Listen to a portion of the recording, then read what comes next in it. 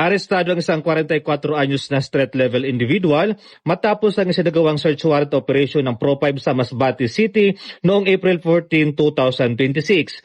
Pinangunahan ang operasyon ng pinagsamang puwersa ng Masbate City Police Station, Provincial Drug Enforcement Unit ng Masbate PPO, ODRD o RPDEU 5, Masbate Maritime Police Station, 502nd Maneuver Company ng Regional Mobile Force Battalion 5 at ng PDEA Masbate sa koordinasyon ng PDEA Regional Office 5. Bunga ng operasyon ay naaresto ang sospek na kinilala sa alias na Ina.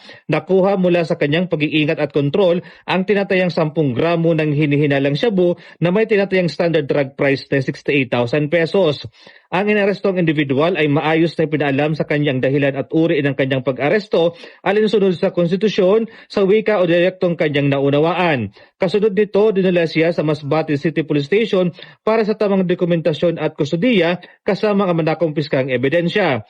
Ang lahat ng nakumpiskang gamit ay agad na minarkahan sa presensya ng akusado at ng mga kinakailangang saksi, alinsunod sa mga pamantayang legal na proseso. Ayon kay Police Brigadier General Erosito N. Miranda, Regional Director ng Pro5, ang matagumpay na operasyong ito ay bunga ng pinagsamang pagsisikap ng mga operating unit at partner agencies na nagpapakita ng matibay na determinasyon na itaguyod ang kaayusan at kapayapaan. Ang operasyong ito ay bahagi ng patuloy at walang humpay na pagsisikap ng Pro5 upang pigilin ang paglaganap ng iligal droga sa rehiyon.